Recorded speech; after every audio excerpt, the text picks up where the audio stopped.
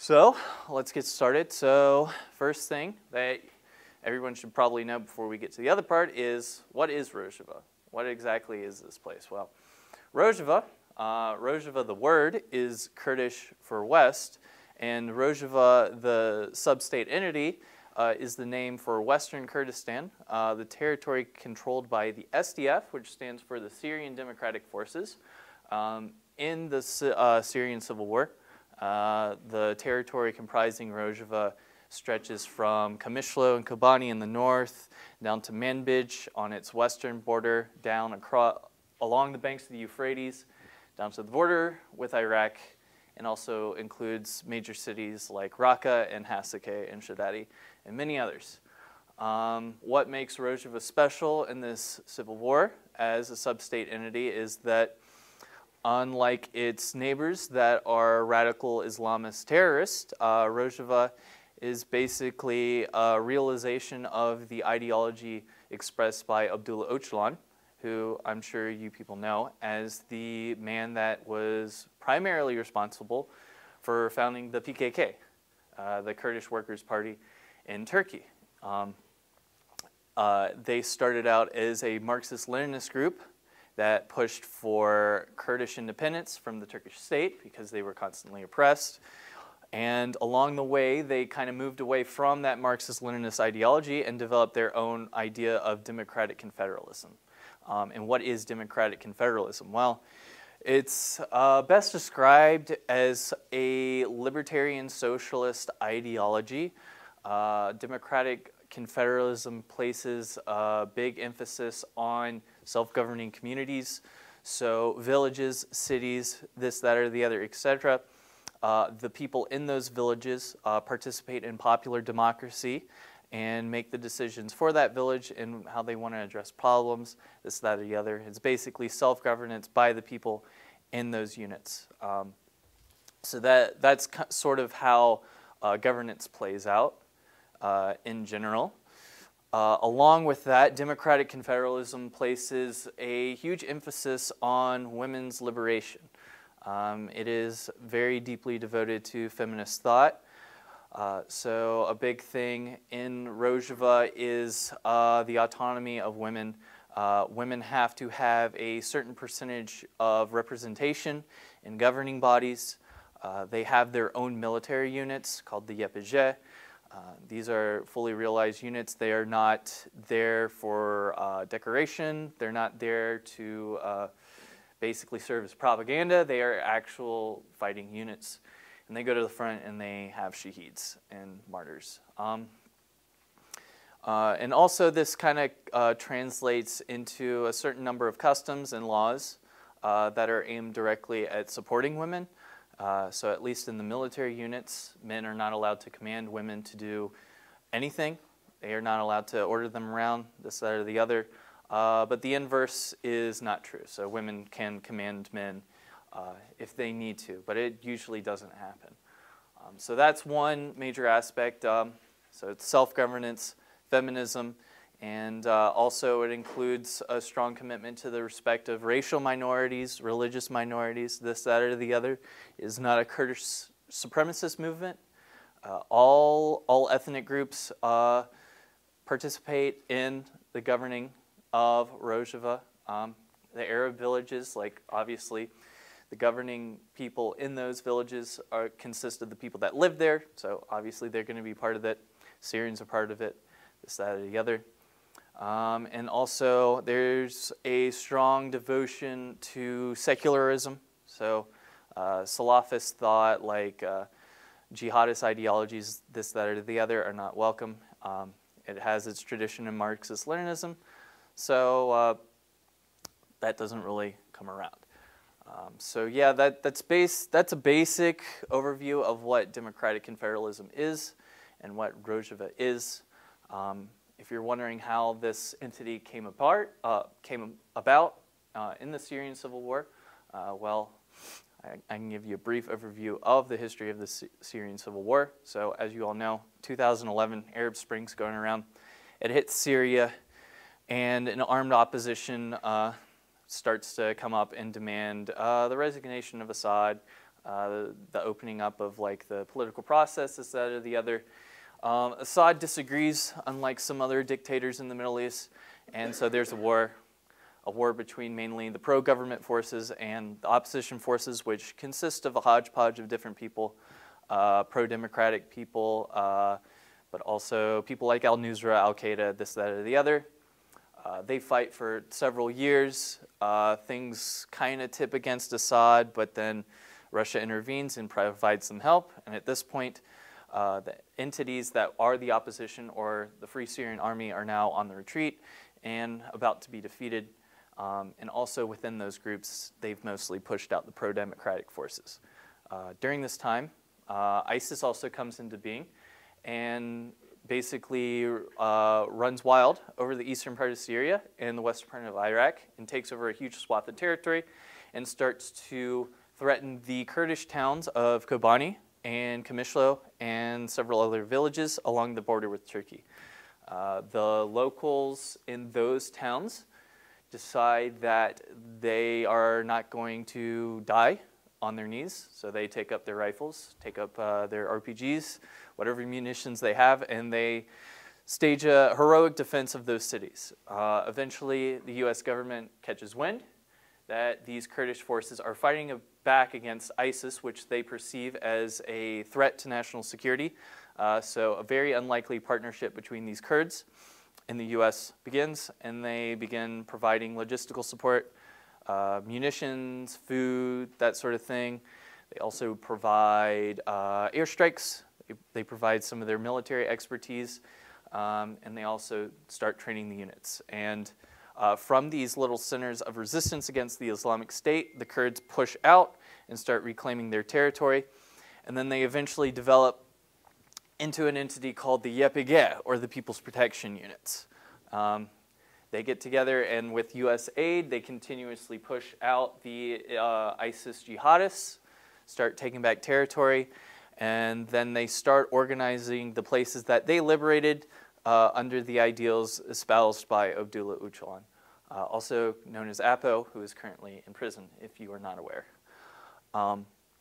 So yeah, they push out, they keep pushing out, and they've been doing this for several years now, from like 2014, 2013-ish, until the current time, and now they're pretty much a third of the northeast, or a third of Syrian territory located in the northeast, and they're kind of winding down. They're reaching the end of the civil war. Almost all the territory ISIS has claimed has now been taken back. There's only just a few pockets, and then there's only a few more Islamist groups left. So they're kind of winding down the civil war, and they're kind of holding their breath, wondering whether or not neighboring Turkey will invade, because they do consider them terrorists associated with the PKK. So that's the basic situation. That's kind of the basic background. I'm sure you guys probably knew most of that, or all of that. So with that being said, let's open up the floor right now to people to ask questions and basically just kind of get a dialogue starting. So if you just want to raise your hand, if you have a question, I'll call on you. And you go in the back.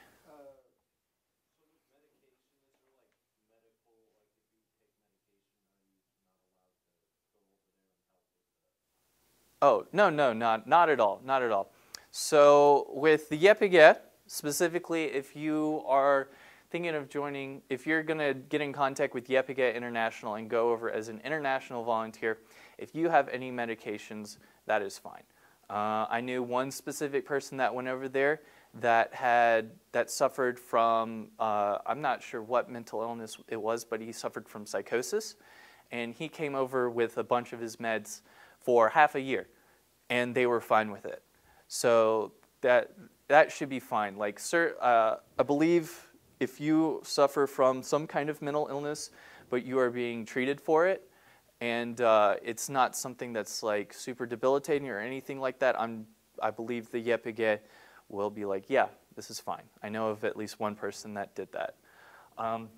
When you do get in contact, if you decide to go with the people that organize international volunteers, they will send you a very large questionnaire in the emails that they sent. And in this questionnaire, there are a ton of questions. mostly centering around your personal ideology, your attitudes towards Turkey, your attitudes towards the Syrian government, your own government, things of that nature, your background, like where you grew up, that sort of thing. And then they will also ask you about if you have a history of mental illness. Do you have any chronic conditions? Do you have a problem with drug abuse, alcohol abuse, things of that nature? But those are not disqualifying traits. So if you do have some kind of medical problem, don't feel like you wouldn't be able to go and do there. You can definitely do it if you are seeking treatment for that. So yeah.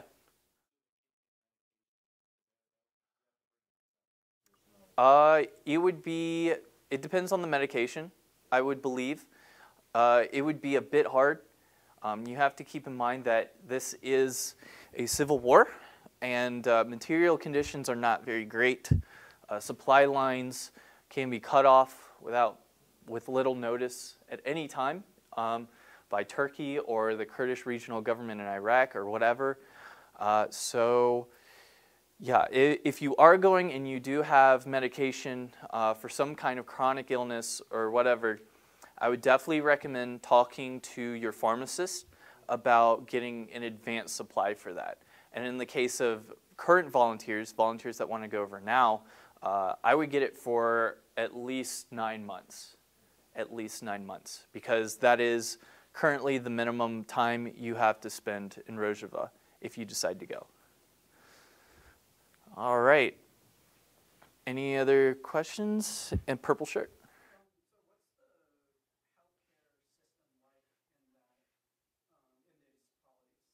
Right on.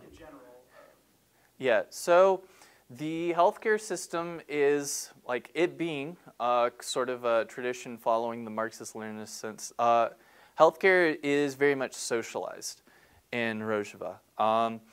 Any person that ends up getting sick or whatever, or they've got like a problem, there are hospitals in at least the major cities where they can go to, and these are run by the community.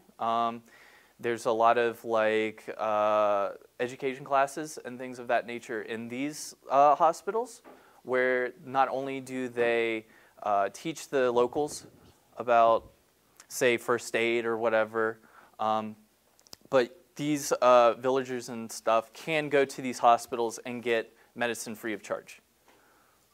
So it's a socialized model in that sense, and it's not really a socialized model like you'd see in Western European countries, where the medical sort of apparatus is controlled by the state, the high up government, the centralized government. It is something that's controlled by the people in the specific commune, village, city, whatever.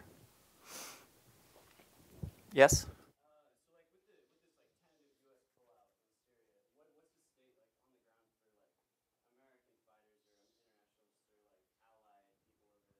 So, like, do you mean like U.S. military personnel or?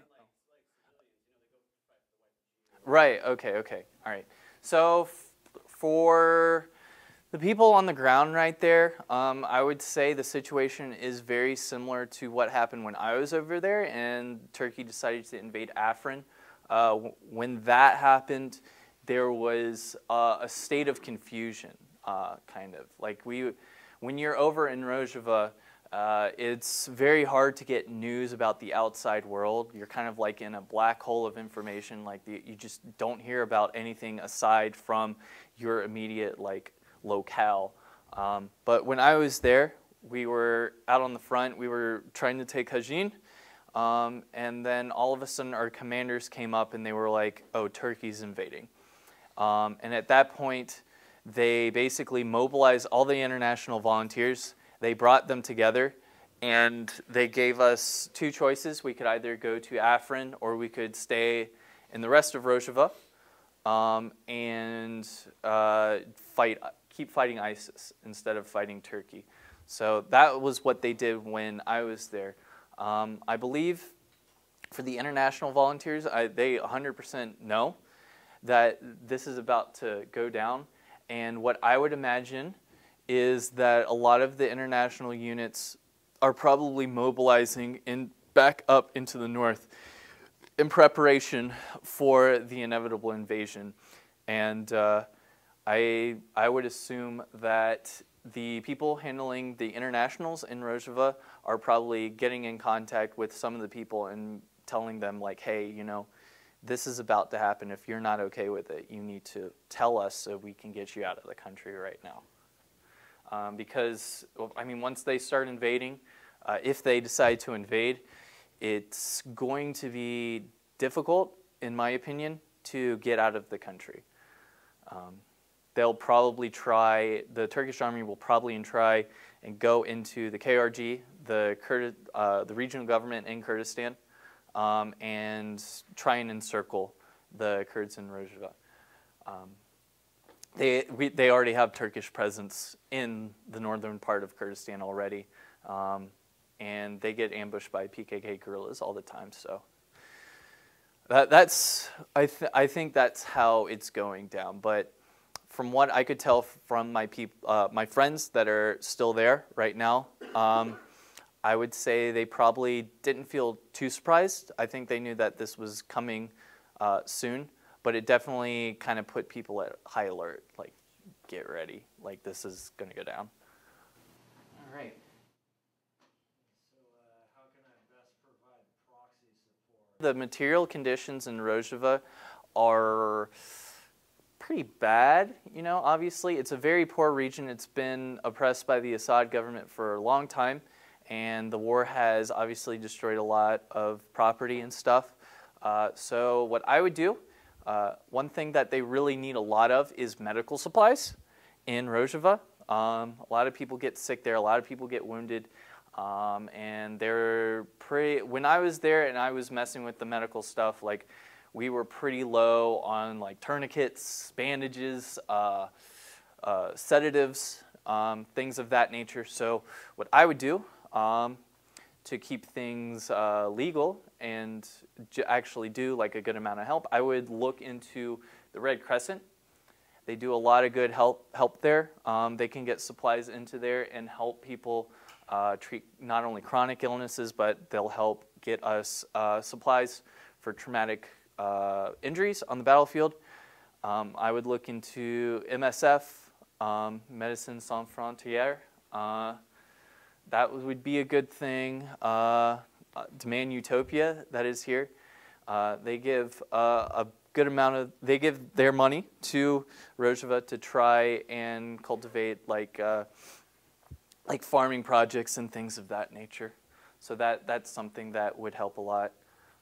There's a bunch of different aid organizations that you can contact to, like, see if you can give, like, actual material support for Rojava. Yeah, that being said, just don't try to, like, contact the YPG directly and just give them money, because that is very illegal. So don't do that. Yes. State repression, well, when you go to Rojava, you are definitely going to get the attention of the alphabet soup agencies. NSA, FBI, CIA, this, that, or the other.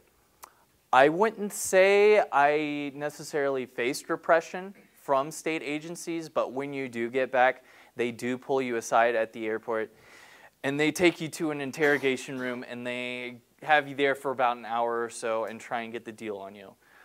They try and figure out what kind of skills you learn there. They want to know if you are capable of making bombs, if you are capable of, I guess, staging like a guerrilla attack or something, you know. They want to assess if you are a threat. They want to see if you have the skills and you are in a mindset to go out and start doing random acts of terror. So they'll ask you about that. They will also ask you to snitch on certain people.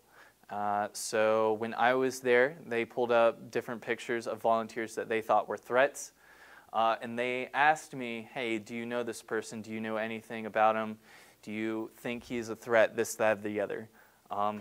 Interestingly enough, when I got back and had a talk with the DHS, They showed me a picture of this one volunteer that I had never met before. I had no idea what his name was. But they showed me this picture of this guy, and he had the normal military fatigues and like a hat and his rifle, but he had a tattoo on his face that said, "Kill them all." And I think that kind of spooked them a little bit. So they asked me about him, and I told them, you know, I have no idea who this person is. I've never met him in my life. And they said, okay, well, when we talked to him after he came back, shortly before I did, he apparently had plans to go to Yemen and fight in that civil war. So good luck to him, I guess. I wouldn't get involved with that, but you know, I think he was one of those adrenaline junkies. So who knows where he is right now?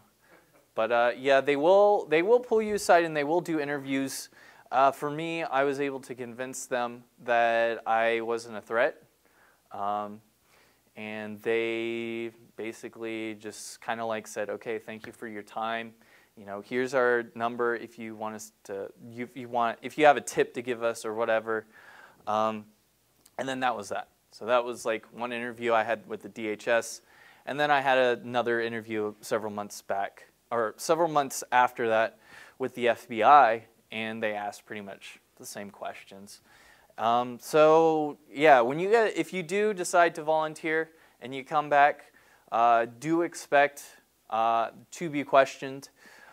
Do expect for them to spy on you. You know, they are definitely taking information from your IP about, like, you know, what websites and shit you visit and this, that, or the other. They're probably in contact with your cellular provider, getting texts that you send to people. But it's not something like, there's no like intimidation or anything like that. They don't harass you at work or things like that. They just kind of keep it on the down low. But it's a lot better here than in European countries. If you're a European and you go over and fight in Rojava, more than likely if you come back, you're violating some terror laws in your home country, and you'll probably face criminal charges. Pretty much every British person that I met over there, when they came back, they had their passports taken, and legal charges are pending against a lot of them. The cases will probably either get thrown out, at my guess, or they'll be found not guilty, but we'll see. Okay, you.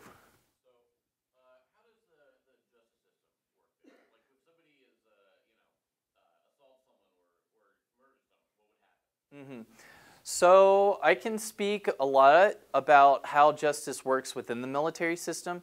Outside of the military system, it's a bit foggier for me. And the reason for that is because a lot of the military volunteers, unless they specifically want to go to the civilian sector, they're mostly going to be segregated away from that sort of life. So you will spend most of your time out on the front and fighting ISIS, and then like maybe like after like a month of like being in that area, like if you want to, you can ask the commander like, hey, can we go to the city so we can have like a rest or whatever, and they'll be more than happy to accommodate you. But justice, at least within the military that I saw, was it was kind of interesting. A lot of it kind of comes down to the justice system. A lot of the times, like within our units, comes down to like the military commanders, and to a lesser extent the members in the group. So like for example, during my time there, it's a fact of this war and a fact of the SDF, but there are a lot of conscripts in our forces. And a lot of these conscripts are scared and they don't want to go fight, which is totally reasonable. I can understand that. And a lot of these people, they will either try to self-harm in such a way that they don't have to go, or they'll just straight up desert. And a lot of the times they get caught. And what happens after they get caught is the commander will basically kind of just take an executive action and they'll place that person under house arrest. So at whatever house that we'd have taken over or like we're occupying at that time, a lot of the times any of the deserters or people caught looting or committing violence against the civilian population or doing something bad, we'll have those people locked in a room, and then the commander will deliberate over that and come to like a sort of like they'll come up with an idea for punishment, and if they're a good commander, they'll run that by like the other members of that specific tabor or that unit. A lot of the times with the people that desert or whatever, obviously sending them back to the front line is a mistake, especially if they've already been injured. So a lot of the times they'll face prison for like X amount of time, and then they'll probably be sent back to the military units. But justice is a little bit oblique for me. Like different things in the civilian sector are a little bit of a mystery because you wouldn't really see it too much. But from what I know, people that end up getting caught with doing crimes like stealing, assault, you know, whatever, the police will arrest them and they'll hold them in like a jail cell. And during that process, if that person is like in any town in the SDF, there's like a good chance that that person will end up being a conscript, which is like, it's kind of iffy. Like I kind of have mixed feelings about that. Obviously, I don't really want to draft people, especially people that committed crimes or anything like that. But at the same time, the SDF is facing existential threats from all around. So it's sort of like a, you know, you kind of have to do some kind of morally questionable stuff in order to ensure your survival. But a lot of the people that we met as conscripts, especially as we were pushing into Hajin, a good amount of them were people that committed some kind of petty crime and they got sent there. But yeah, other than that, I think criminal justice is mostly handled by the city councils, by the communes, and it's a community kind of decision.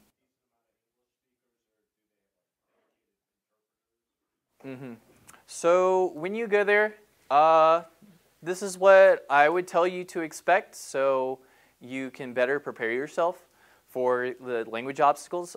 Just assume nobody speaks English, because almost nobody does.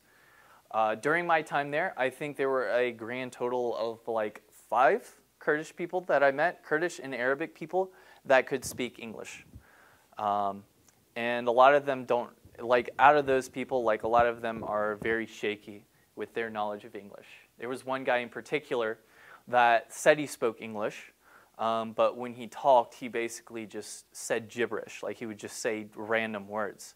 And that was kind of disappointing because Kurdish is a very difficult language, a very difficult language. The grammar rules are a lot different. Well, that's the main thing. The grammar rules are a lot different, at least when you're like learning a Romance language or a Germanic language. There's a lot of words in those languages that closely mirror words in English. In Kurdish, that is almost never true. So it's kind of hard to remember different nouns and stuff in that way. So my advice to people that are thinking about going to Rojava is start getting familiar with Kurdish now. If you can find some Kurdish speakers in Seattle, which I think probably ain't going to be hard, there's probably plenty here, probably more than a lot of places in the country. If you know one of them, just say, hey, you know, I want to practice Kurdish. Can you spend a little bit of time per day just to kind of converse and let me practice what I learned? And also, there's plenty of resources online. I personally got some PDFs from the people that were organizing Yepiga International, and they sent it to me, and I studied those PDFs. There's PDFs on the Yepiga International website that you can download, and I use those to study. And basically just go through that and familiarize yourself with the rules and the different words and things of that nature. But in order to get conversant in Kurdish. It does take a lot of practice if English is your primary language. So definitely, if you're thinking about going over, start now. Start practicing now. It will help you a lot. And if you can, if you manage to have enough room for multiple languages, also learn Arabic, because Arabic is very important. The majority of the fighters that were there only spoke Arabic, which was a bit of a problem because I only studied Kurdish. So, and they didn't speak Kurdish at all either. So there was huge communication barriers. So definitely learn that if you are considering going over, because it might save your life for real. Okay, you.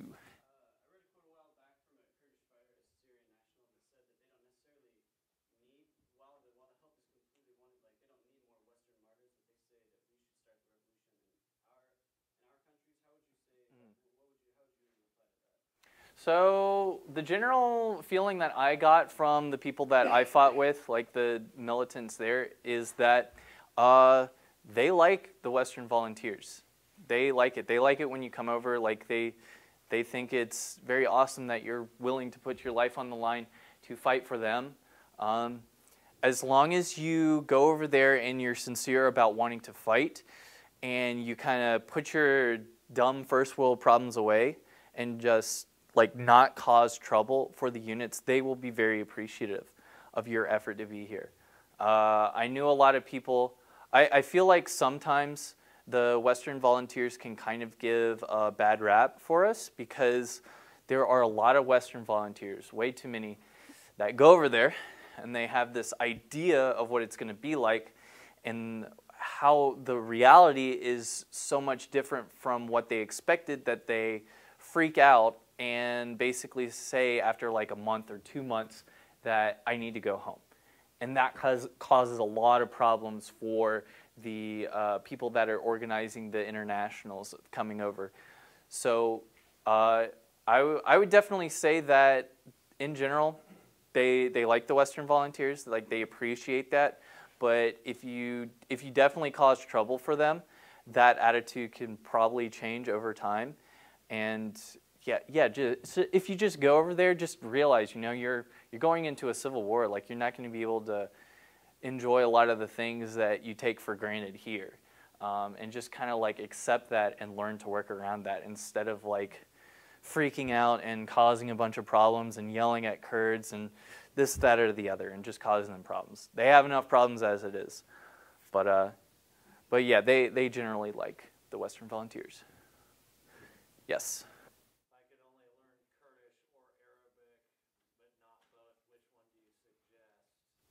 Well, in my mind, the next bit of fighting is probably going to be in the Kurdish areas if Turkey decides to invade. And I believe if that happens, a lot of the fighters are going to be Kurdish. So since the fight is probably going to be against Turkey, I would say Kurdish is going to be more important going forward. There's going to be way less fighting in the Arabic areas, like specifically Deir ez-Zor, just because the operations there are pretty much 99% complete. There is a very, very small pocket of Daesh resistance that is still there. I think it's only like 50-something square kilometers in size, so it's very, very small. And that's probably going to be completely annihilated within the next couple of months. So by the time you get there, there's not going to be really any operations down there. They're going to send you back up to the north. So I would say Kurdish is more important going forward.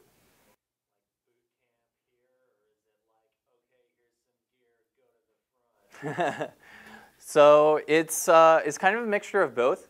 So thing to keep in mind is that they are not like a professional military like the US military, the British or whatever, that put an incredible amount of resources into their recruits. The SDF is a militia. So when you get into Syria for the very first time, you get taken to a place called the Academy. Formerly it's called Shahid Kamal Academy. And you'll go there, and then shortly after arriving, you will start your military training, and training is for 1 month. which is a lot less than our counterparts in the US military, British military, French military get. So it's a 1-month crash course, and it's divided into two-week segments. The first 2-week segment is all about the actual revolution itself. So you will spend the majority of your time during the day learning about the history of YPG and PKK and Abdullah Öcalan and those sort of things. You'll learn about their conception of history. You will learn about the ideology itself, so how things are organized on the political level. And then you will also have your Kurdish lessons. You will have 2 weeks of intensive Kurdish lessons. And it's more or less just kind of one guy writing words on the board and then you like repeating them and then him just like talking to you and trying to work it out that way. Which is why I tell people, if you can learn Kurdish right now, do it. And you're thinking about going, do it right now. Start. After those 2 weeks of doing those classes and doing PT and doing guard duty in the middle of the night, you'll have a day off to rest, which you will definitely need because you're pretty much going 24/7. You'll get very little sleep. You'll probably get about like 4 hours of sleep a night, something like that, in that ballpark. You'll get a day off, and then the next 2 weeks is military training. So you will begin to learn how to use your rifles. You'll learn how to fire a Kalashnikov. You'll learn how to shoot the PKM-like machine gun. You'll learn how to handle RPGs, grenades, things like that. And sniper rifles, forgot about that. And then you will also be learning about military tactics. So there's a lot of exercises about moving in formation, what to do when you get ambushed, this, that, or the other, what to do during patrols, how to sneak up and ambush enemies, things of that nature.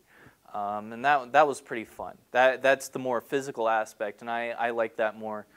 You get to do all sorts of fun little exercises like trying to sneak up on your friends and hit them with rocks and things like that. But yeah, that's basically training. After 4 weeks, it's done. They'll give you an evaluation of how well you did in the academy and what you need to work on. A big aspect of democratic and federalism is the tech mill, or the criticism. We can talk about those in a little bit if people run out of questions or if people want to talk about it right now, you know.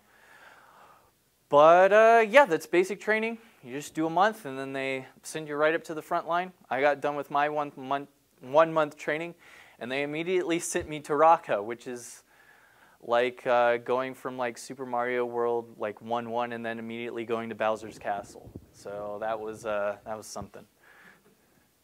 In the back?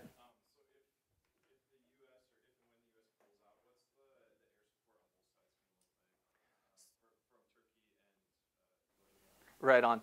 So for Turkey, they will have full air support. So the Turkish mercenaries in the Al-Bab region and now Afrin, they'll have Turkish jets dropping bombs on the SDF positions, which is not good. Very not good, because we do not really have much in the way of anti-air capability. The U.S. didn't really supply us with that because our main adversary was ISIS, and they don't really have an air force, minus like those little Amazon drones that they put bombs on and then drop on your head. But yeah, they didn't give us AA, and since Turkey is a NATO ally, if Turkey begins bombing us, the U.S. is not going to use their AA capability to shoot down those jets. That would be tantamount to an act of war, and that would be no good, at least if you asked like the Pentagon, like all those generals and people working in the State Department.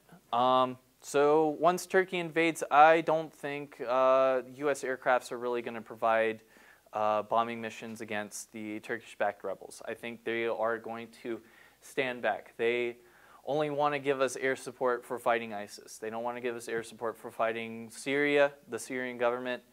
They don't want to give us air support for fighting the Turkish-backed rebels or like any organized like nation state. So in the case of a Turkish invasion, things are going to be real bad. It's going to be a very, very tough fight, and the odds are not going to be in our favor. So it's a little scary. Yes?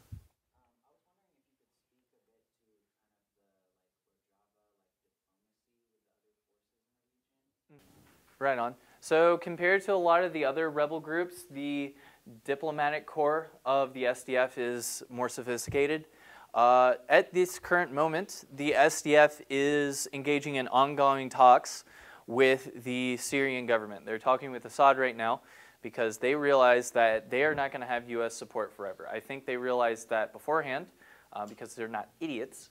But they have been talking for several years, actually, with the Assad government and coordinating their operations and how they are going to retake territory back from these jihadist groups like ISIS and Hayat al-Sham and this, that, or the other. So their diplomatic corps is doing a lot of work with Assad right now. They're doing a lot of work with their Russian benefactors and trying to talk to them about setting up autonomy in the Kurdish regions of Rojava, and how the current sort of sub-state of the SDF will integrate back into the Syrian nation state, and what will happen to all these militias and stuff that are under our banner. So it seems like, from what I've read, that the SDF will basically just be kind of like an autonomous part of a federated Syria, and the YPG and a lot of the other militias will then join the Syrian Arab Army to police that area and also to protect the border with Turkey, because as you probably all know, they've had a lot of problems with Turkey and their aggression against Syria and the SDF. So that's kind of what the general diplomatic situation is in Damascus. When it comes to peace talks, unfortunately, the SDF has kind of been excluded from like certain summits.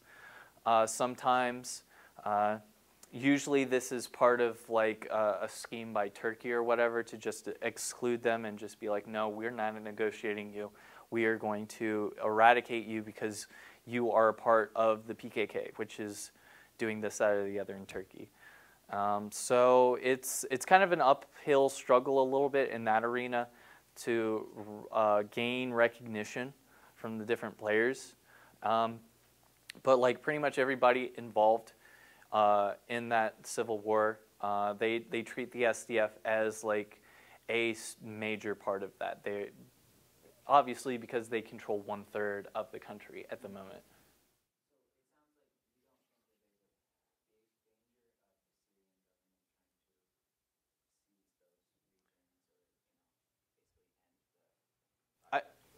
I think it's unlikely.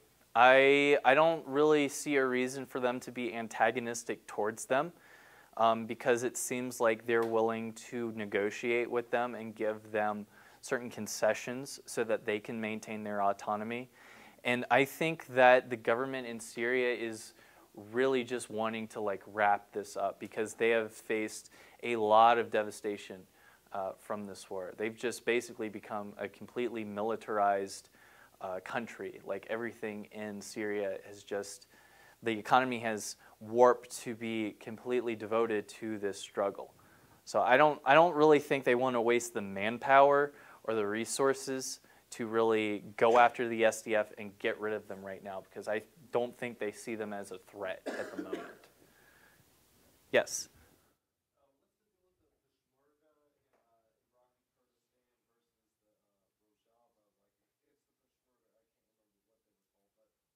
Right, right.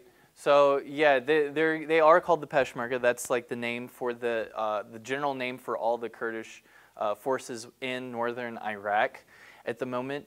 And relationships between, let's say, Rojava, the PKK, Rojalat, and the actual Kurds that live in Iraqi Kurdistan is mostly good. If you talk to your average Kurdish citizen in northern Iraq about whether they support Rojava, whether they support the PKK, or whatever organization, they'll probably say like, yes, Biji, YPG, Biji, PKK, this, that, or the other. So the general population is generally supportive.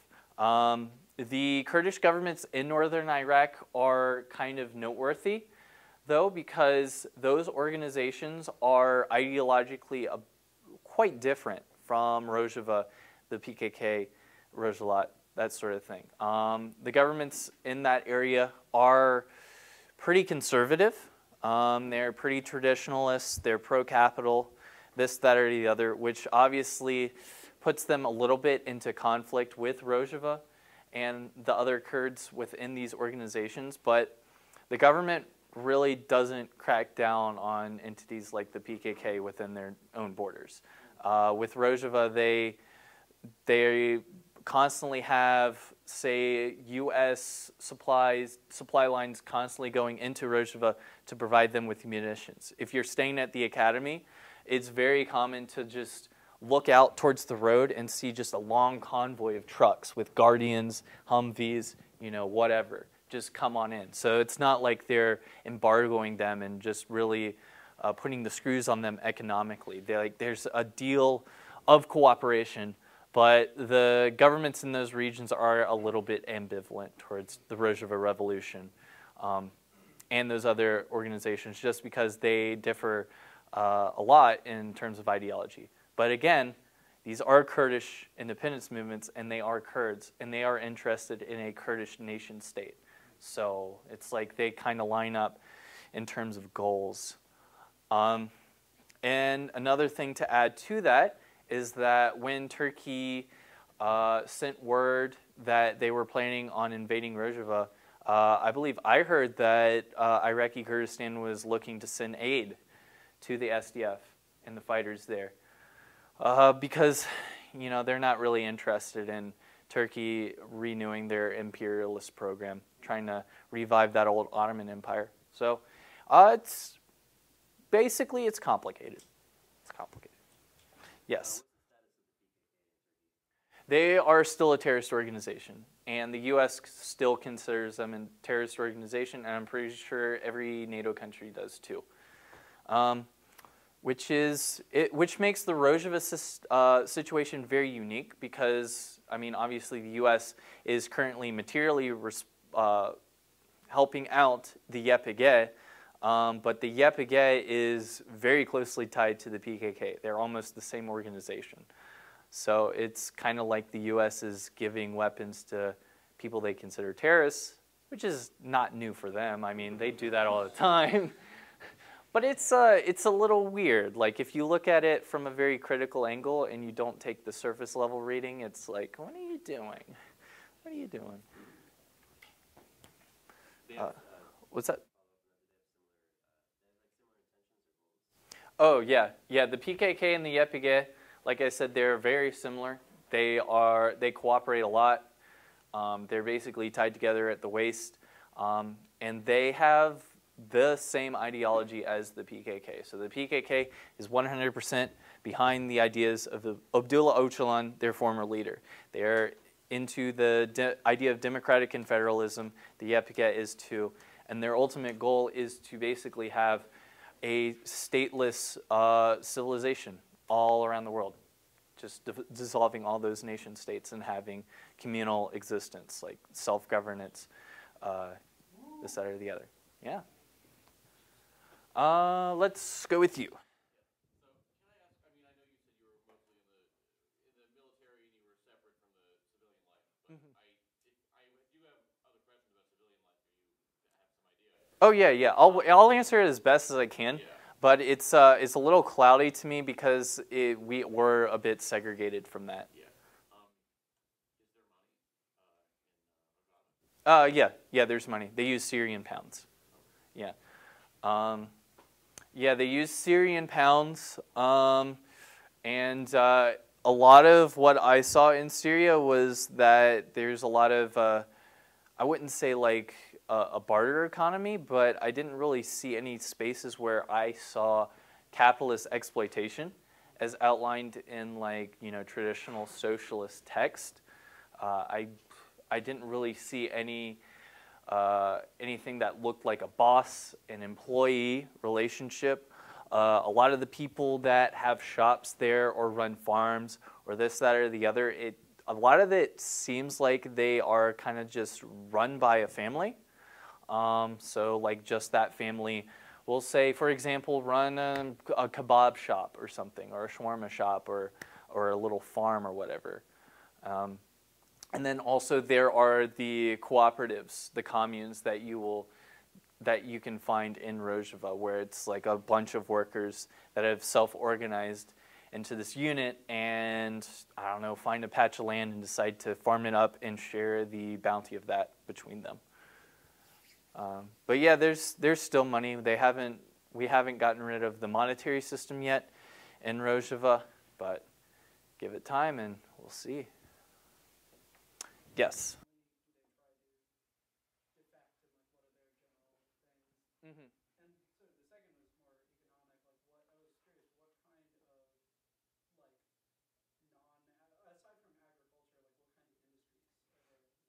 Right on. So for the conscript question, it's kind of hard to gauge how many of the people there are actual conscripts and didn't sign up voluntarily.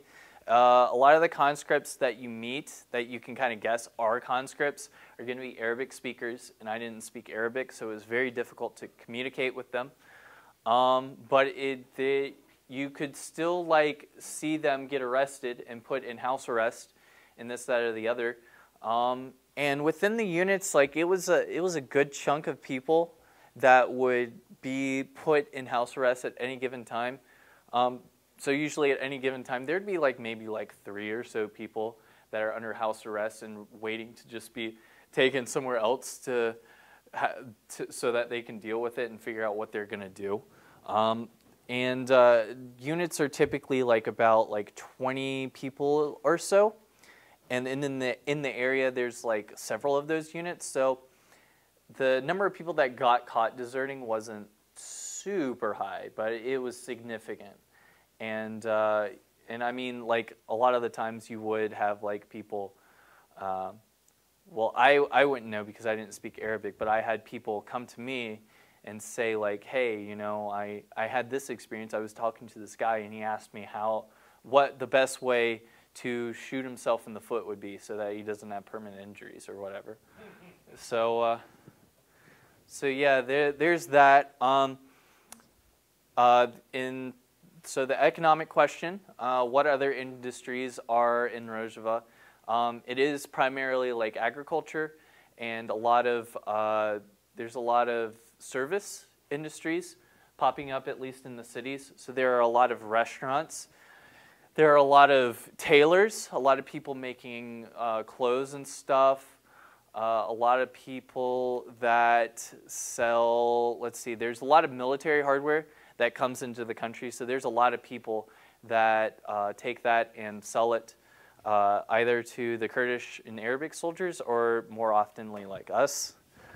So there's that. A lot of people will buy finished goods that come from other parts of the area.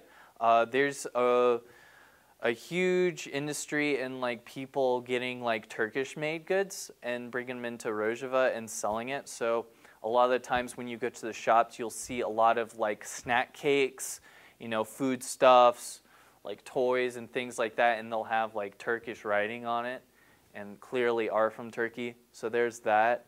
A lot of animal husbandry, but it's mostly agrarian, and I feel like that's a consequence of sort of the Assad regime's historical plan for that region. Historically speaking, it has been like the breadbasket of Syria. There were very large farming initiatives developed in that region to try and like you know, farm grain and this, that, or the other if you drive through Rojava, you will see sort of relics of that. You will see these enormous granaries that are like many, many stories tall. And an unfortunate aspect of that is that while this was happening, Assad was doing a bit of internal displacement for the Kurds. He was bringing in Arabic farmers and taking land from traditionally Kurdish farmers that had been in that region, which is very unfortunate. And it kind of worries me because I have a feeling that they will try and resume some of those Ba'athist policies. You know, it'll be harder for them, but it's not impossible for them. I mean, they will get some degree of autonomy, I feel like, if they reach an agreement with Damascus. But Assad's kind of holding all the cards here, so it's very precarious. In the back.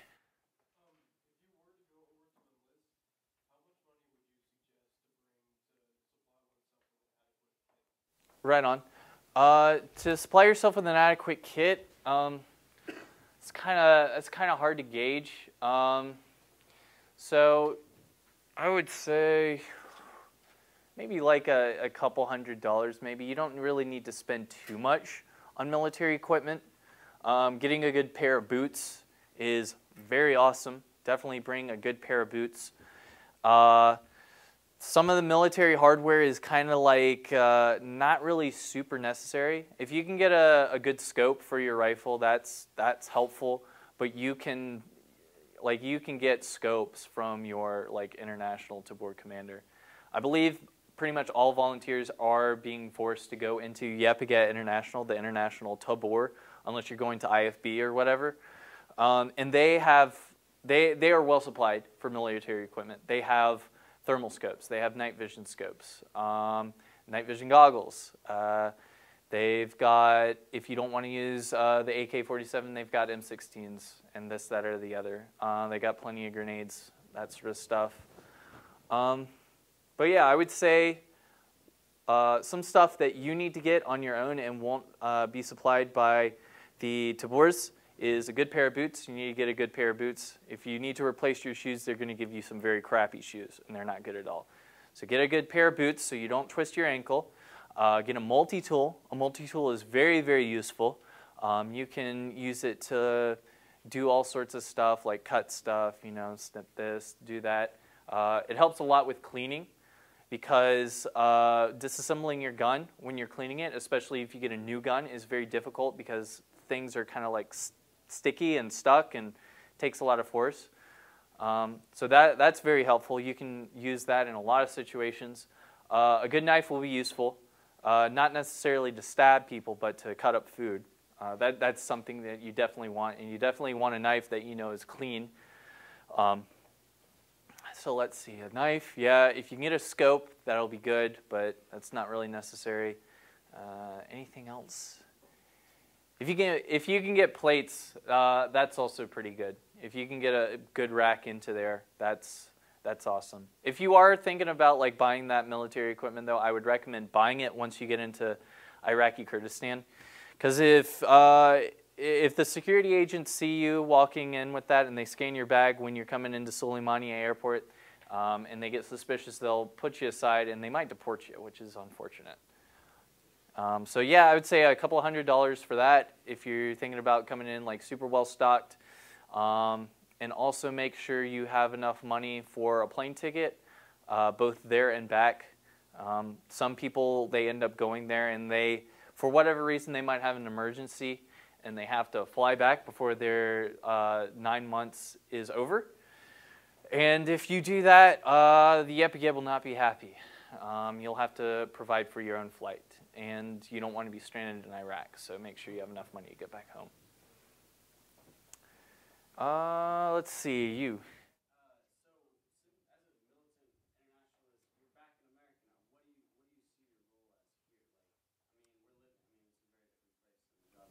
Right. My short-term goals are just sort of like trying to convince people that the current system we are living under is flawed. It's not working. and it's gonna cause a lot of pain in the future if we do not change to a more sustainable model that you see in places like Cuba or Rojava or whatever. So right now my short-term goals are to try and basically win people over to the idea of like anarchism, democratic confederalism, some kind of left-leaning ideology like that. Further left than liberal, obviously. Yeah, I would say my long-term goals are just to mostly prevent complete environmental collapse from climate change, and you know, a socialist world, basically. Just try and get people on board with that. So we should take up arms against this country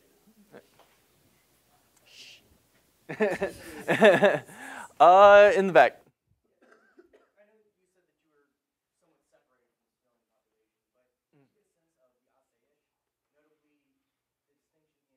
They're not really analogous to police here.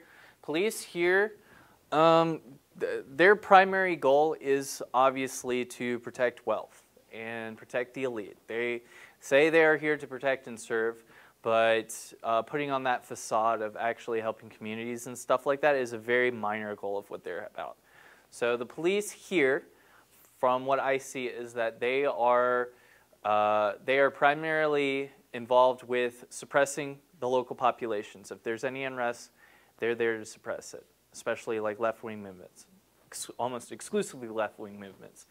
The Asayish in Kurdistan are not really like that. They're kind of like a police force, but they're pretty much only involved with like doing checkpoints on the roads, like checking to make sure that ISIS people are not sneaking bombs or hazardous materials or whatever from their front lines into the town so that they can commit terror attacks. So they're kind of like, they're sort of like doing like a little bit of anti-terror sort of routines, but they mainly are just sort of like checkpoint guards. They just hang out in checkpoints and they just make sure people that are coming to places and back to places are not ISIS terrorists. But that being said, most of the anti-terror sort of operations and the counterinsurgency operations are done by the HAT. I can't remember what that is in Kurdish right now, but those are basically the anti-terror units, and they go through a good amount of training. They're like pretty highly trained, and I guess they're kind of like the Navy SEALs or whatever of Rojava, the special forces. Yes? So the Asayish are not analogous to a police force, and they're doing roadblocks mostly. Like, are there police in any of these cities and towns? I believe police work and like justice is mostly done by, like, it's sort of like a community involvement. There are like specific police units. I'm trying to remember the specific acronym they have, but they aren't Asayish. They have like a different specific name. It's like something HXP or something like that. I can't remember. But like it's a separate organization that does policing in the cities. Yes. How often do they use ghillie suits over there at the wall? Never. We don't have any ghillie suits. In the areas that I was fighting in, there's not a lot of foliage. Like there's not a lot of grasses and stuff like that. It's completely flat, like plains and deserts. So you're gonna stick out like a sore thumb if you're walking around in a Wookiee suit. So yeah, no ghillie suits. The Kurds would probably be like, this is too heavy, I don't want to wear it. They think everything's too heavy. Like their philosophy when they are fighting is go in as light as possible. So no body armor for them. Just probably like a Kalashnikov and maybe like a couple of magazines and a couple of grenades. And that's it. Yes?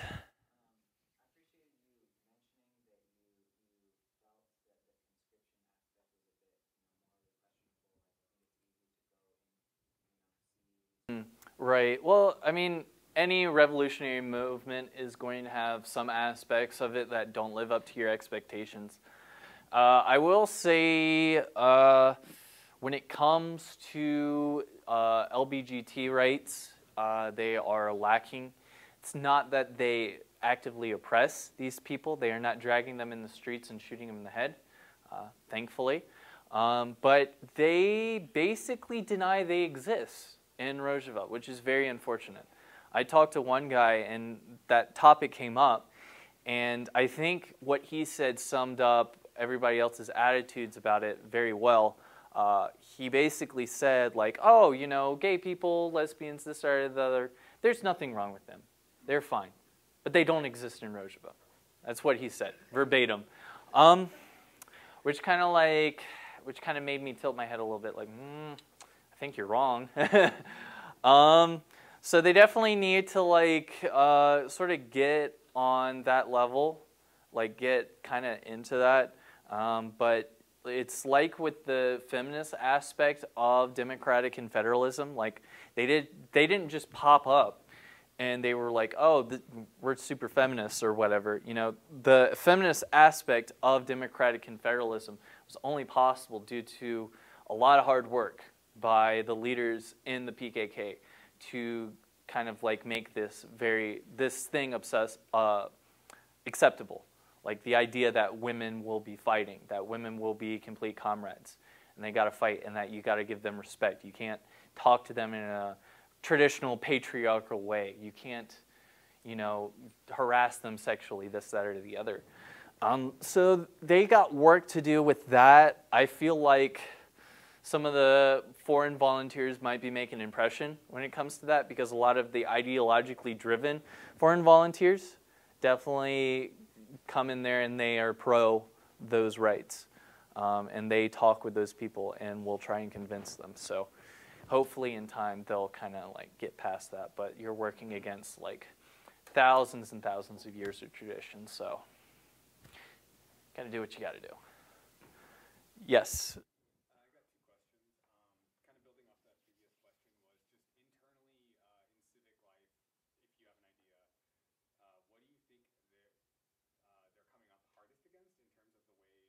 Okay, aside from material shortage, is anything internally that can mess with them? I'd say like within the SDF, there's a lot of heterogeneity when it comes to like ideology. So you have a lot of people that are in there that have like different conceptions of like what is like right in the world and what's worth fighting for. Like you've got anarchists. You've got people that are full cadre, like full democratic confederalism. You've got some communists, especially in IFB. You got a lot of Turkish communists in there, and they differ ideologically from the democratic confederalists, obviously. And then also you still have a lot of people that hold on to a lot of traditionalist beliefs, especially in some of the newly liberated areas in the South. I met a person that was a Salafist. I don't know what he was doing there. He was on the wrong side. I think what happened was he saw the winds were changing, and he was like, I'm backing off. I saw one guy, I don't really know what his ideology was, but he really loved ISIS Nasheeds, and he loved their propaganda videos. So I was worried he was going to kill me in my sleep. But the point is, like, there's a lot of different belief systems within the SDF, and the Democratic Confederalist ideology basically makes it so that these are de facto tolerated. Like, they self-organize and this, that, or the other. There's not really a centralized government like you would see in the Soviet Union or wherever that would potentially like crack down on these dissidents. So I think that's a little bit of a problem. I think there might be some friction between the more traditionalist Arabic areas and the Kurdish regions. And I don't know, it might lead to some conflict. It's going to make it hard to really get rid of those ISIS insurgents in those liberated areas because people will be sympathetic to them. Some of them will. But I think that's going to be a source of strife. I can't really think of anything that would in my mind, cause a source of strife that's not like food shortages or whatever.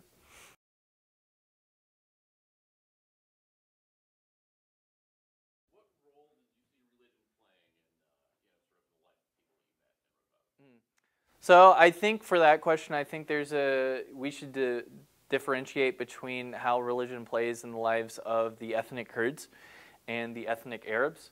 So for the ethnic Kurds, especially for people that are full cadre, that are big, high members in the YPG, there's definitely this kind of culture of, I guess, secularism or atheism.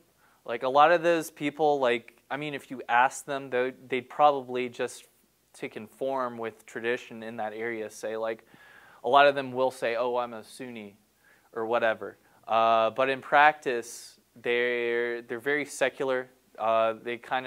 Religion takes a very unimportant role in their life. They're more devoted to the ideology that governs the SDF and not to any religious mantra. But at the same time, like it's like I said, saying that you're not religious in that part of the world is something that you just don't do. You need to have like some kind of creed. The concept of atheism is just kind of like questionable. For most of the Arabs, they're a bit more religious than the Kurds. Most of them are Sunni. And then aside from that, some of the other ethnic minorities, the Assyrians, a lot of them are Christians. A lot of the Kurds even, like they'll be Yazidi. They'll follow the Yazidi faith. And some of them are kind of just like getting back into Zoroastrianism. I've found that there's a lot of people, especially on online communities, that kind of harken back to those Zoroastrian traditions, but they won't actually be Zoroastrian. And they'll kind of use that as sort of like a proxy for their Kurdish heritage, like something that's special about them. And those are just the general things that I saw in society. Okay, yes? What was your role over there in your unit, and like any successes that you felt you had over there? Right on. So in my unit, our roles were mostly homogenous. We were all basically had like the same responsibilities. I was just a foot soldier for like, I would say the first half of my time there. So I was basically just a gunner, like a guy with a Kalashnikov and like some grenades or whatever. As time went on, my role became a bit more specialized. And as I joined YPG International, I went from being the just ordinary Kalashnikov guy to being the Big C operator. The Big C is a light machine gun. It's the name that they give the PKM, Russian light machine gun. So they tasked me with carrying around that huge chunk of metal everywhere on patrols and stuff like that. Probably because I was one of the stronger people in the unit and I could carry that stuff for however many kilometer hikes we were going on. And that was more or less my specialization. Let's see, our victories, some that I'm particularly proud of. I was proud of like a lot of the stuff we did coming up to Hajin, the last stronghold of ISIS territory. Like when we were heading towards the last bastion of ISIS strength, we were just basically taking villages left and right. Like they were in full retreat and we were just absolutely crushing resistance. And I was proud of that because we would go into villages and free them, and the civilians would come back and they would like cheer for joy and say, oh, yay, thank you, and then do the little peace sign. Because we got rid of these gangsters, basically, these violent gangsters. So that's what I'm particularly proud of. I'm also proud of being a part of the Siege of Raqqa and finishing that up. We managed to encircle their last stronghold, which was in a hospital, and force them to surrender. So that was very nice. We managed to, they took a bunch of civilian hostages, and we managed to get them out. In exchange, we had to take those ISIS fighters and send them back to the remaining pockets of resistance in Deir ez-Zor, but that's very normal. Yeah, I think those are some things I was particularly proud of. Any more questions in the back? Water, and what do you use for water purification? Oh, so we didn't really have to worry too much about water purification because aid was being sent in, and part of that aid was bottled water.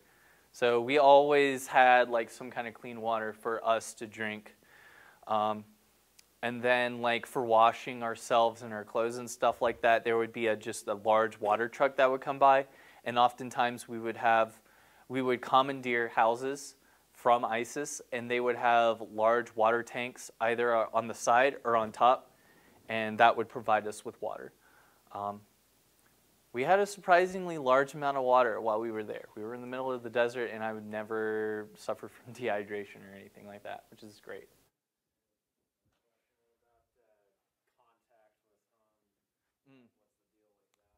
So contact with home is very difficult, especially if you're spending a lot of time in the front. When you're spending a lot of time in the front, there is zero internet access. They have internet, they have satellite internet, but that is reserved for the commanders so that they can coordinate like their movements and their operations and this, that, or the other. So they say, hey, you can't use this, all right? We don't want you to download like Superman or whatever, you know, and use up all our bandwidth. So yeah, so for most of the time, like when I was there, there would be like month-long stretches of just not being able to contact the outside world and not be able to use the internet to see what was happening in the world, this, that, or the other. And it wasn't too difficult, like you get used to it, but you definitely felt its absence. Like you were like, oh damn, like I can't just like stare at my phone all day and fuck around on Facebook or whatever. Like, letters? Well, I never tried to write a letter. I had no hope of doing that. But if you are there and you find some American military personnel, I knew of some people that tried to send letters back home through them, and I think they were successful. But they're about to leave, so that's not really an option. Yes?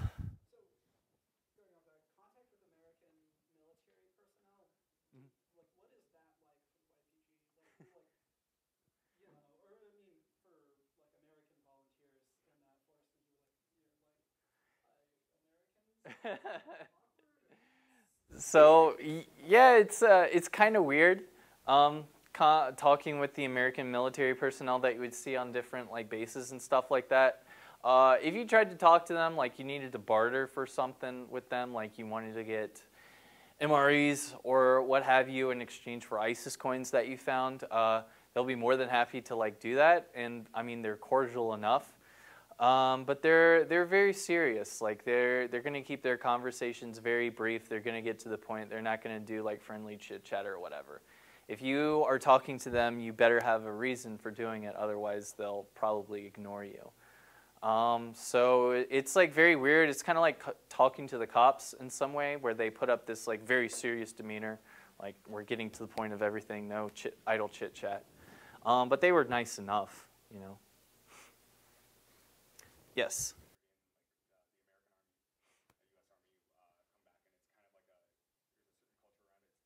Mm-hmm. Uh-huh. Well, at least for me and like my trauma, I'm definitely very open to talking about it. Like it definitely helps if I talk to people about like some of the bad stuff I saw, like the injuries and that sort of thing. But I definitely feel like international volunteers, I think there's a point of like contrast between American volunteers in the Yepighet and American volunteers in the U.S. military.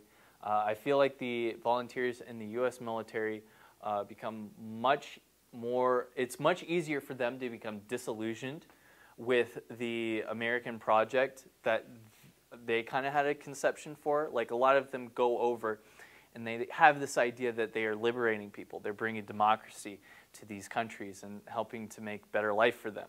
And a lot of them obviously come back and they're like, no, this is obviously an act of imperialism.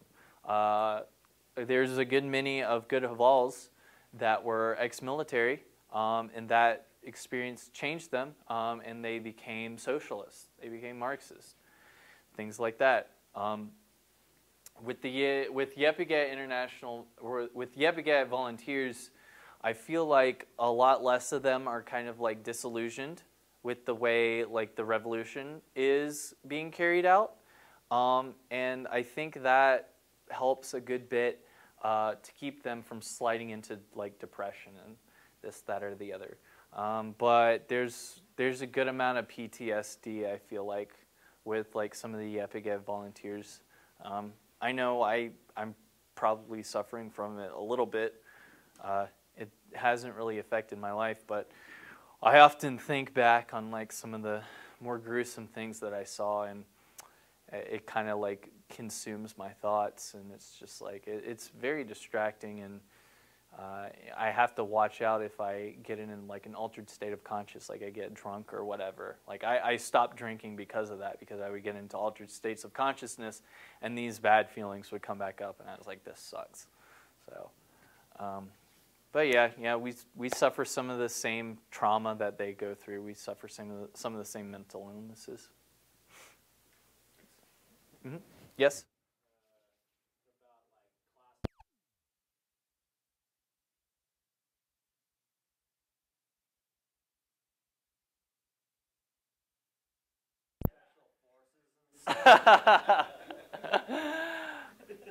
No, not really. No,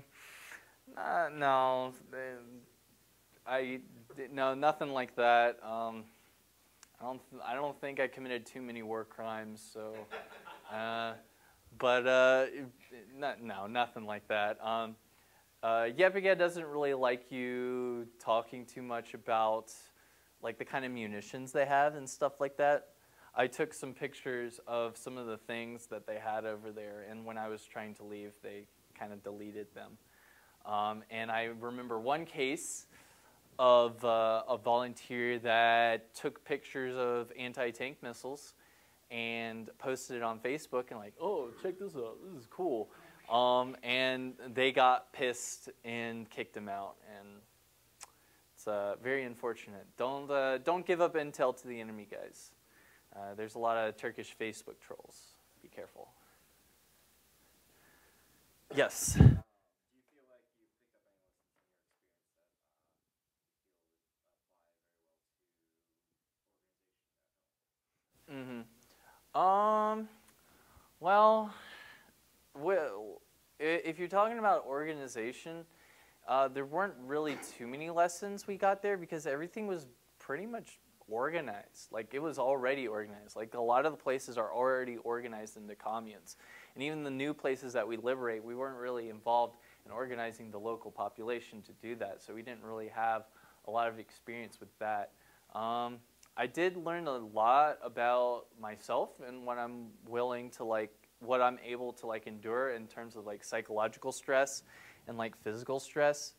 And I feel like it definitely helped motivate me to be stronger in like doing leftist activities and stuff like that, because prior to that I was like a socialist, and I did do some actions like in my hometown and this, that, or the other, but I wasn't like super motivated, you know. A lot of the times I'd be like, okay, I have this appointment right now, but I'd much rather do something personal for me. But after doing that, I feel like it kind of galvanized me a little bit to like do that. Yeah, I also think like I'm more able to take just like kind of like the shitty aspects of life. I definitely don't stress out as much, just because I've had to deal with like those high stress situations, and I kind of developed a tolerance for it. So that's kind of how it changed me as a person. But in terms of organizing, it's like you're not really Unless you decide, unless you put in your time in the military and build up a rapport with the Yepige International guys, and then tell them, hey, I want to work in the civilian sector and organize people into communes, you're not really going to be involved with like getting people together in the civil society. But yes, let's continue.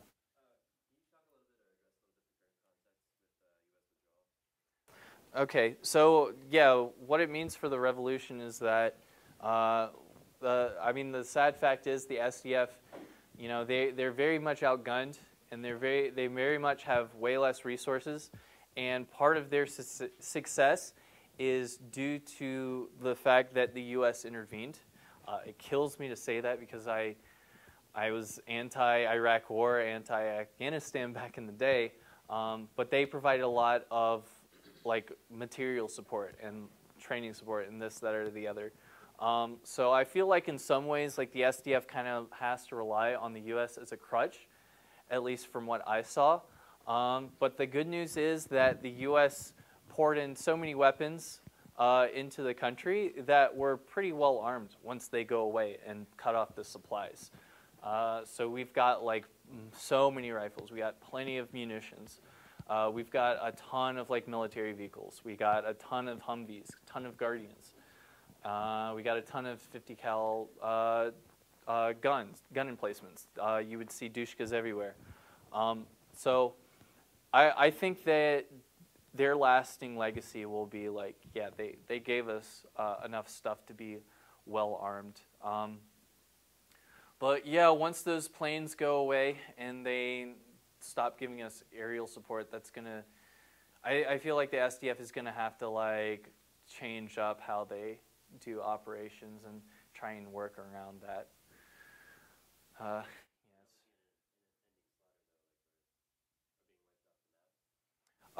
It's definitely possible. It's definitely possible. If they don't reach an agreement with an outside power that would prevent Turkey from invading, and Turkey does end up invading, the chances of them maintaining control are very small. They are just incredibly outgunned. Turkey is the second largest military in NATO. They put a lot into their military because they are trying to create an imperialist project in that region of the world. So it's a huge uphill struggle. I think if Turkey ends up invading, that it's going to come down to a lot of insurgencies, guerrilla warfare, things like that, and there's going to be a lot of blood. Yes?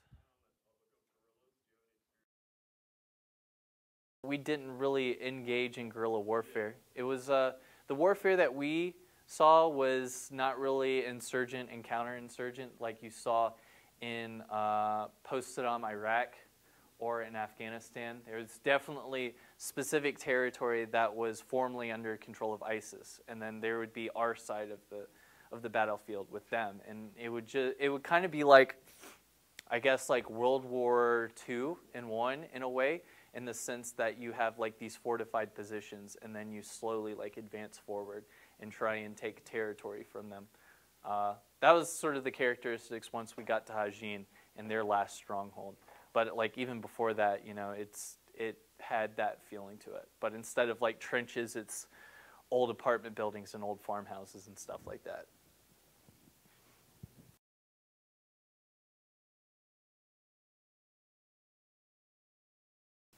I think they got a pretty good capacity. For their APCs and stuff like that, they have a ton of like working garages, and they've got a ton of different spare parts that they can put into those. And they're incredibly wily, and they're very, very, what's the word I'm looking for? They know how to jury rig stuff and kind of improvise. So I think that'll be mostly okay. They have oil there. It's not processed, but I mean, they can use that to get money and then get the supplies they need for those cars. And like weapons, we're constantly like finding weapons from ISIS caches and stuff like that, and there's no shortage of ammunition coming into the country. There will certainly be smugglers. I mean, there's smugglers right now bringing stuff in. So I don't see that changing. I think it'll be mostly okay. They don't really have like they don't have any planes at all to speak of to like that really need like specialized parts to maintain. So that's not really a problem. All right. Any more questions? Yes. IFB. I like them. I like them. A lot of people like to trash talk them as a bunch of book reading pansies that stay away from the fight and just discuss Marx and Lenin and stuff like that. But it's like I never actually saw them or met them or like went to their compounds or anything. They were kind of like ghosts there. So I don't really have a problem with them. Some of the people that I met that weren't going to be in the Epiget and wanted to go to IFB during training, they seemed like decent folk. We were ideologically aligned and mostly agreed on stuff. And yeah, I like them. But I think they're doing good work.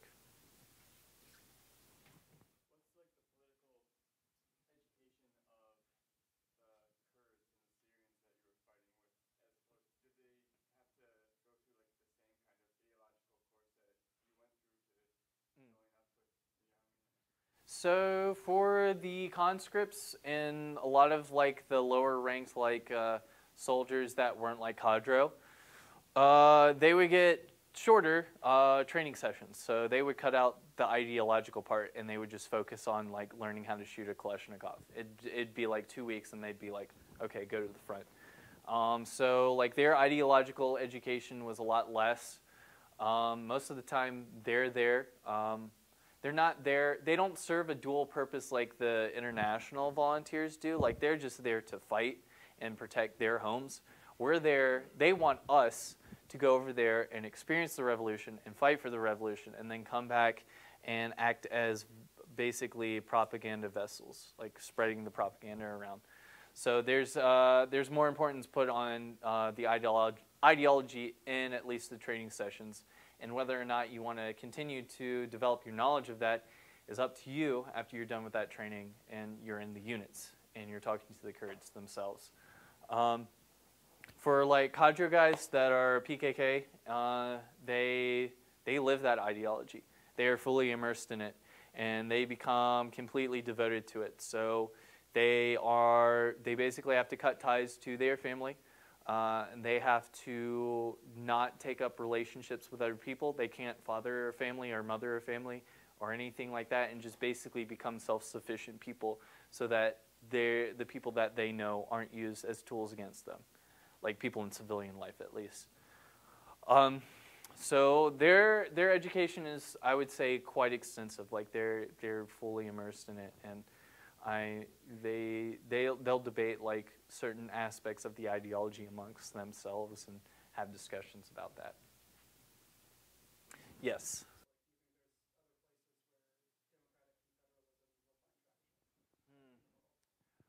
See, I would say it's probably ripe for places in Central and South America. I mean, you've got the Zapatistas that are in Mexico, and they're like an anarchist thing, and I think they could like really get into a lot of the aspects of democratic and federalism. Yeah, like I would say Central and South America, those places are ripe for that. I would say places where centralized government has completely failed people, like in sub-Saharan Africa, I think that could be a place where you can potentially like sow the seeds for that kind of revolution. I think it could possibly like ring pretty well with Americans, at least when it comes to like the sort of like self-governing aspect, because there's this sort of culture here that big government is bad. You know, you constantly hear that on like TV or whatever, and there's like a big distrust of the federal government and like even like state governments and stuff like that. So I think with the right rhetoric, that can be twisted and used to our advantage to kind of like break into people's minds and kind of like get that started. But those are the three places that really come to mind. I can't really imagine any of the other places in the world being like super into that. So let's do 2 more questions. You?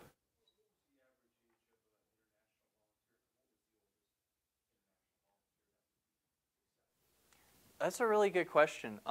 It leans, like compared to like volunteer militaries in the first world, it leans a bit older. It's kind of hard for me to gauge what the average age would be because there were people of all ages there. Youngest was 18. That's the absolute youngest you can come in there. But there was one French guy that I absolutely loved. He was a great man. Who came from France. His parents were from sub-Saharan Africa, and he basically reached maturity, and he was like, "Okay, I'm going. I'm joining the revolution."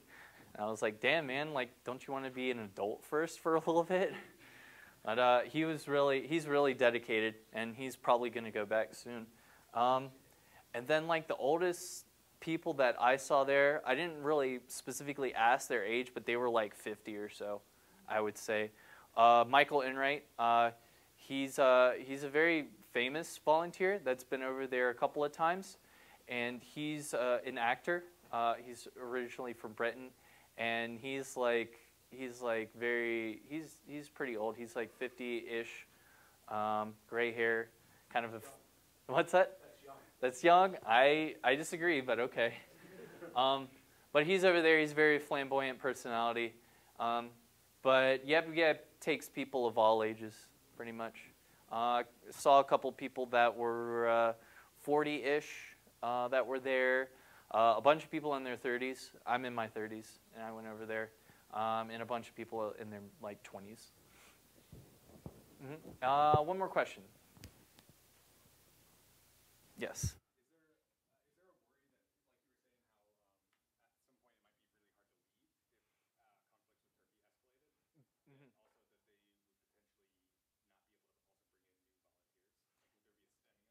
Yeah, I think if there's a Turkish invasion, it's also going to be followed with an encircling of Rojava. I feel like Turkish soldiers will enter into Iraqi Kurdistan and cut off like routes into the country from there, because I'm sure they know that is happening. That's how they get supplies and stuff like that, and they want to choke out the YPG.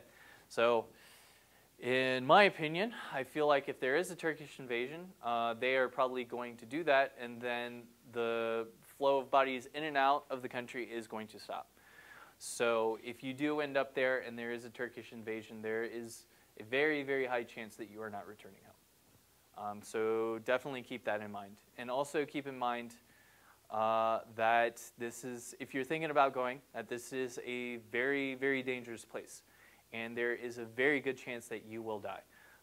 So in my opinion, you should definitely come to terms with the possibility of your death before you sign up and go there. Otherwise, you'll be racked with psychological problems. You'll probably be racked by fear. But yeah.